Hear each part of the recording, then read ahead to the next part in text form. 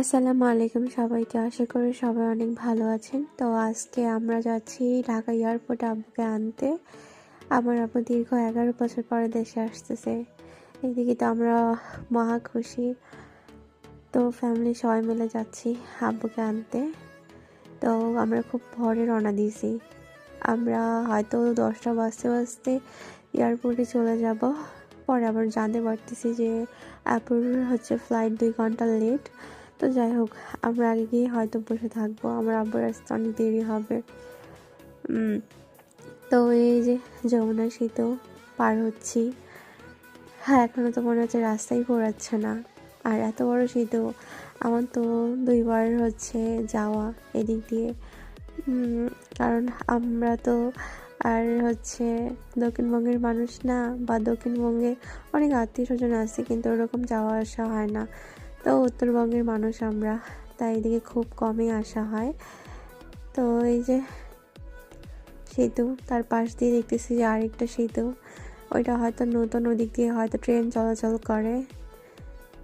দিনের বেলা তো তাই অত ভালো লাগে না, কিন্তু রাতের বেলা যখন লাইটগুলো জ্বলে তখন খুবই ভালো লাগে। কারণ 2022 সালে ট্রেনে করে ঢাকায় গেছিলাম, তখন খুব ভালো লাগতেছিল, রাতে লাইটগুলো জ্বলতেছিল। তো আজকে যাওয়ার সময় দেখতেছি তার পাশে যে ট্রেনের লাইনগুলো ছিল সেগুলো তুলতেছে মিস্ত্রিগুলো।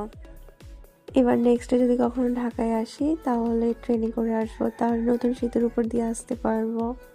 পুরা রাস্তা একটু একটু ভিডিও করতে করতে দেখতেছি যে এয়ারপোর্টের কাছাকাছি আমরা চলে আসছি।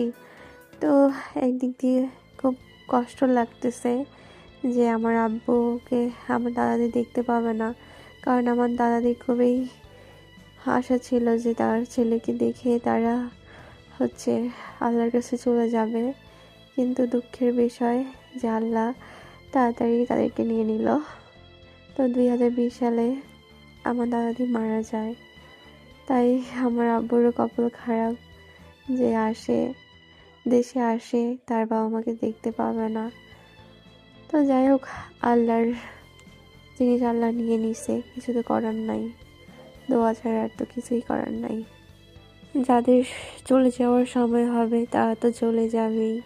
তো এয়ারপোর্টে ঢুকেই খুব কান্না চলে আসতেছিল। কত মানুষ প্রিয়জন ছেড়ে চলে যাচ্ছে, আবার কত মানুষ দেশে আসে তাদের ফ্যামিলিকে জড়ায় ধরতেছে, কান্না করতেছে। অনেকক্ষণ অপেক্ষা করার পর এই যে আমার আব্বুকে আমরা দেখতে পাইছি। তো সবাই মিলে ছবি টবি তুললাম। তো আমার আব্বুর জন্য সবাই দোয়া করবেন। আল্লাহ হাফেজ সবাইকে।